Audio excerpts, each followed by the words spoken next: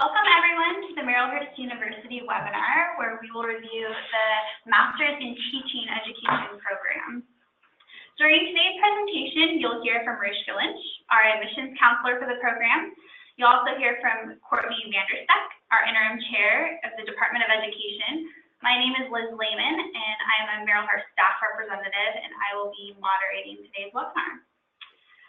We'll begin our presentation really actually covering a lot of ground today. So we're going to provide a program overview. We'll take a closer look at the admission requirements, the application process. We'll even talk about some of the financial resources available to you as a student at Marylhurst. We know, though, that many of you are joining today's webinar with questions in mind. So we've reserved the second half of the presentation today to hear those. You'll have the opportunity to enter your questions into a chat field, and we'll address them one by one. So go ahead and save your questions until the end. We're also recording the webinar for you, so there's no need to copy down the information that you see on the screen today. Following the presentation, you'll receive an email. I think that email goes out tomorrow morning with a PDF or a live, actually, video of the presentation for you to watch at your leisure. So without further ado, let's jump in and take a closer look at the Marylhurst Masters of Arts in Teaching. And really, this is our mission. This is why our program exists. And I'd actually like to introduce Courtney at this time, our interim program director, and let her speak to how our mission was developed. Thank you, Liz, and welcome to everyone.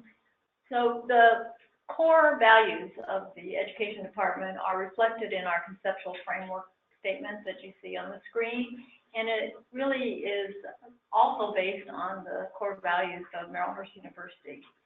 So you see what our expectation is of how you'll be prepared. So of course we want professional educators, excellence in teaching, commitment to social justice as a driver through all of our programs, courage and advocacy, and that courage and advocacy can happen in many opportunities, but particularly by collaborating with students, families, and communities. And you'll see this conceptual framework woven into the coursework that you take throughout the program. And it's our expectation that this is our commitment to you, that when you receive your Master of Arts in Teaching degree, that you'll live by this statement. We end up witnessing the incredible work of our alumni and students as they graduate from the program and go on to inspire the next generation. Many of them connect to the specific attributes just referenced in our framework. Courtney, do you want to paint a fuller picture of who our students are and who our guests can expect to study alongside? So our graduates come from all walks of life. Some come right out of their undergraduate program. Others are coming back to us after having a second or third career even. Oftentimes, teaching has been a lifelong goal, but for one reason or another, they followed a different path and have realized that their passion and commitment to making a difference in the world brings them back to wanting to teach. So that means our classrooms are mixed as far as the kinds of individuals that participate in the program. We have people who've just graduated. We have people who are actually currently teaching, but teaching in perhaps a private school where a license isn't necessary. So you'll have the voice of experienced educators in your room, and then those who bring a different perspective because they've worked in different areas of and careers. Your faculty are both professors here at the university who have focused on academic programs, but have all come with a background in teaching. And then in addition, we have practitioners, those real teachers and administrators out in the building who help support our program through teaching. And we're really excited this year because we have a graduate from our very first cohort who has been teaching in Woodburn, continues to teach middle school in Woodburn, has come back to join us as an adjunct faculty member this year in this teaching course. So there's another path for you. Full circle. One day you too work in the Marylhurst Education Department. Exactly. That's wonderful. So we know who our students are now, but why do they choose Marylhurst? And some of you may be already very familiar with our campus, others might be just now becoming acquainted with us. But we have an extensive history dating back to 1893. We have actually more than 60 acres of campus designed as an academic and a cultural hub in the Northwest. If you haven't visited us, we would love to meet you and tour you around campus. The building that you see featured here is BP John, our administrative building, and it's housed at the heart of our campus. It's home to student services, but also the classrooms of our education department. Faculty offices are also held in this building, so it's really a convenient environment with technologically equipped classrooms for our students, but everything is really at the fingertips of our education students. So we would love to tour you around BP John, but also the other resources and buildings housed on campus. So let's dive into some of the specific attributes of our Master's in Teaching program. We looked at how it was developed and what we conceptually focus on. But what are some of the things that truly differentiate us from other programs out there that you should be taking into consideration as you pursue a graduate degree? Courtney, would you like to speak to some of these benefits? So one of the things that makes us different is that you enter into a classroom in about your second week of the first term of the program. So we want you to understand the importance of knowing the context of where you teach. So it's not just about walking in, closing the door, and starting to teach, but understanding where are your students from? What do they see when they come to school? Who in the community is supporting the school and the students? So we work in small professional learning groups within different schools, elementary, middle, high school, in different communities to offer you that opportunity for learning about community, learning about teaching, doing observations. So observations related to what you're learning in your courses. So you may take theory into practice. You may hear about a new approach in your class on Monday night, go observe on Tuesday to see, oh, that's what that really looks like. It becomes more than just a theory.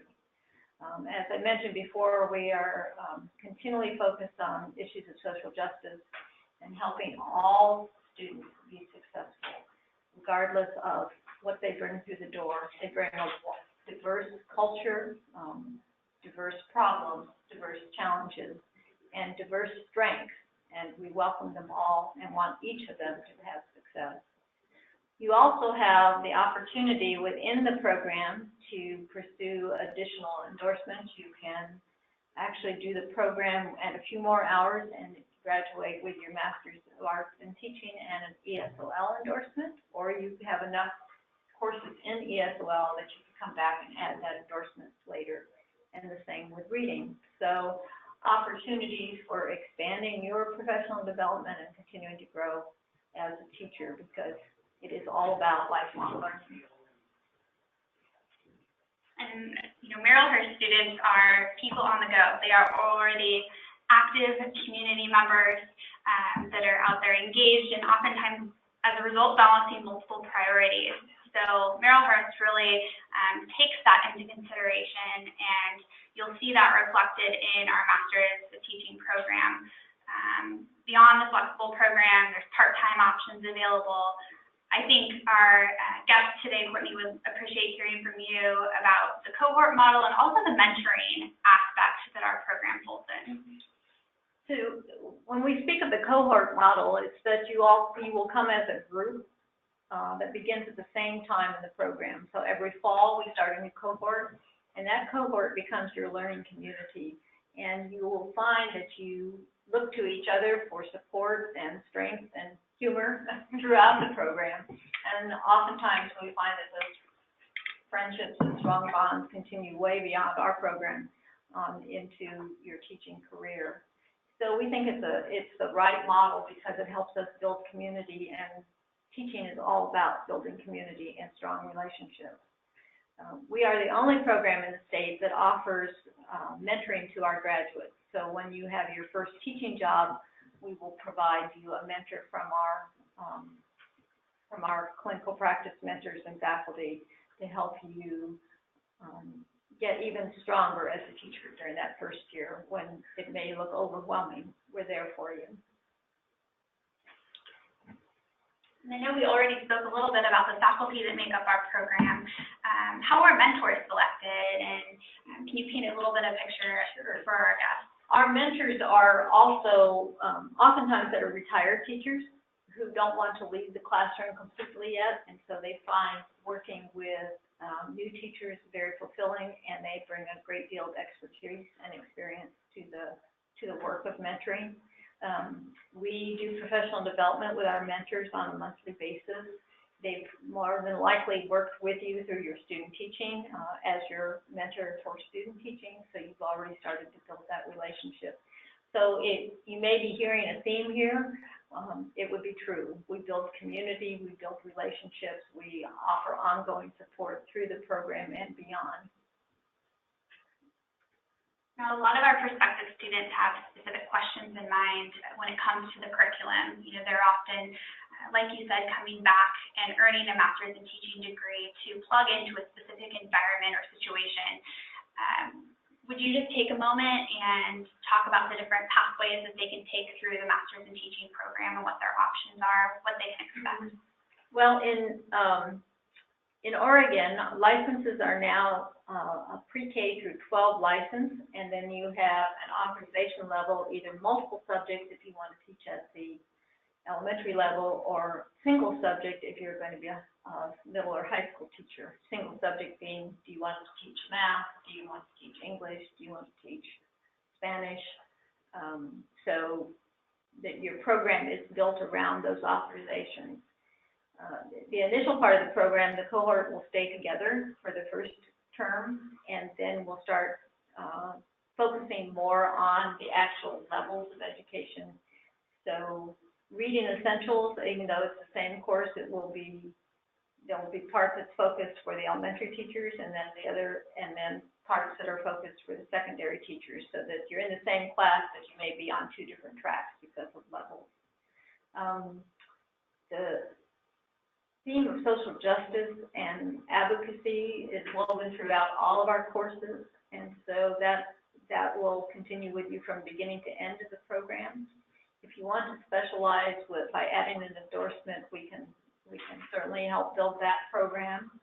If you're someone who's already teaching, as I mentioned, in a private school, you wouldn't necessarily be going for a Master of Arts in Teaching because you're already teaching, and we wouldn't ask you to be a student teacher, but we can do an Masters of Education program that also offers you a license, and we would do practicums that are similar to the student teaching route. So I would say another thing that makes us different from other programs is we individualize our programs to meet your needs.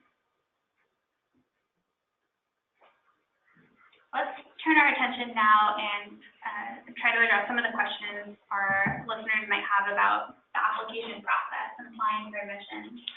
And I introduced Marylhurst Lynch at the beginning of this presentation, but I'd like to introduce her again. She's our admissions counselor for our education programs here at Marylhurst. Marylhurst, welcome. Would you mind talking about some of the admission requirements so that our listeners can start checking the box as they apply to Marylhurst? Yes, of course. Hi, everyone. I am also always available to go through this with you individually and help you throughout the application process. The admission requirements are fairly standard. There's an online application. You send in official transcripts, 2 recommendation letters. We typically advise students to get recommenders that have seen you work with children. If you don't have any experience yet working with children, I would recommend that maybe you connect with a school close by and get some experience, at least helping in the classroom, or maybe with reading, or with after-school program or something like that, so that you can really make sure that this is a career choice that you want to make, because you will be spending a lot of time in a graduate program, and then the rest of your career in a very specific setting that really is more of a calling than just a career. So make sure that is the right choice for you. Your resume should reflect some of that experience as well, and just tells us a fuller story. At Marylhurst, we definitely like to know your full story, and see where you're coming from and how we can serve you. That comes through in the essay as well. It has some specific questions regarding issues in education and why you've chosen this career, and also gives you an opportunity actually to reflect on a teacher that inspired you, and then in your statement you reflect on why now, why you're choosing this path and where you intend to go with it, and then there's just some fingerprint verification, is because we start you off in a classroom so early, and want to make sure that you'll be able to do that the minute you start the program. So once someone decides to go ahead and pursue that calling and teaching, what's that application admission process that they can expect? The application for fall 2018 is actually already open, so you are welcome to start the process now. You go to our website at marylhurst.edu/apply. And you start the portal portion where you create a sign-in, which means that you can come in and out if you don't have time to quite complete it. So you don't have to have everything in place to apply. You can start now, sign out, and come back in a few days later, a few hours later, and continue it. You will gather your requirements and upload most of them to the portal. And once you have everything submitted, and I'll be there every step of the way. If any questions come up, don't hesitate to contact me. And once your application is complete, we gather it and we share it with the education department that takes time to review it, and then schedules interviews to meet you in person, and kind of go over the application, the program, a chance for you to meet them and then to meet you as well. And then we typically have an admission decision within a week of that interview. Great, thank you. So, of course, when considering a graduate degree program, you also need to consider the financial resources available to you. And Marylhurst, really, as a whole community, we're committed to the financial literacy of our students. So everyone across campus, from admissions to our financial aid advising center, is available to work directly with you to understand what those resources are, and help you make the most of your education. Mariska, do you want to talk about some of the specific tuition payment plans and scholarship opportunities? Yeah. Actually, all of our incoming students are automatically considered for scholarships. We typically give them on needs-based, and they're about $2,000 to $3,000 that helps you towards tuition. We, of course, also have federal loans available and have great resources on our financial aid page for outside scholarships. For example, we partner with a nonprofit organization with a program called Salt Money that, I know it's a funny name, but it is really helpful. It's a great tool that helps you budget, save, look for scholarships, and really plan out your education, because it is a big responsibility you're taking on, and it can be quite anxiety inducing, but there are tools available, and we want to make sure that we share those with you. And we also have tuition payment plans available for people that might want to avoid federal loans, or might want to take a smaller loan and do some payments as they go. So we have some options for you, so that you can really feel more comfortable taking this step. Yeah, these options really help eliminate any guesswork involved, and that you can enter the program and be completely focused on the curriculum and moving your career forward. So that brings us to the question portion of our webinar. We're greeted by Marylhurst's unofficial mascot, the squirrel here. When you visit campus, you'll see just hundreds of squirrels running around campus, waiting to greet you. Right now, why don't you go ahead and locate the comment box of the webinar, and at this time you can enter your questions. We'll read those questions one by one and try to address all of them as they come in. If you have specific questions to your unique circumstance, we still encourage you to enter those into the comments section. We just may not address those live on the call. If it's something that requires a more in-depth conversation, Mariska will follow up with you directly, and we'd be glad to answer your questions in that format. So let's take a look here. So the first question, are you able to substitute teach for a school district while you are in the program? So this is Courtney, and the answer is probably so. Substitute teachers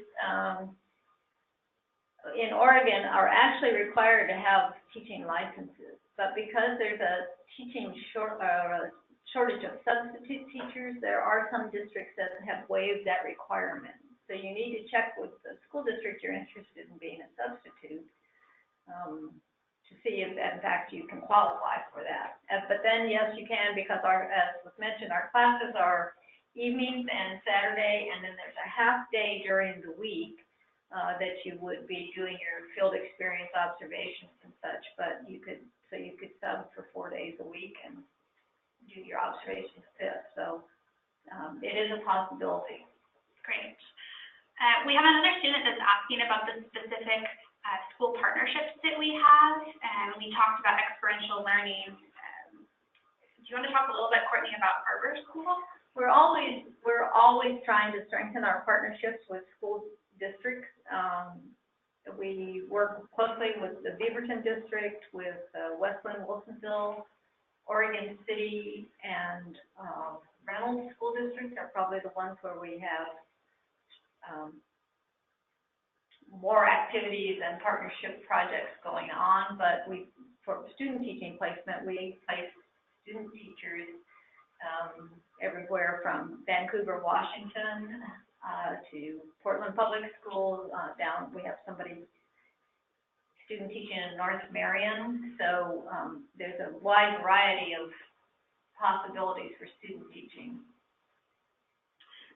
Another prospective student would like to know how long the endorsement programs are. How long should they expect to spend in that program? Well, if you do the MAT plus ESOL, it's an additional, 12 to 15 credits. Thank you. 12 to 15 credits beyond the 54 that we have, because the endorsement program itself is 54. I mean, the endorsement program is 24 credits, but some of those credits are in the 54 credits of the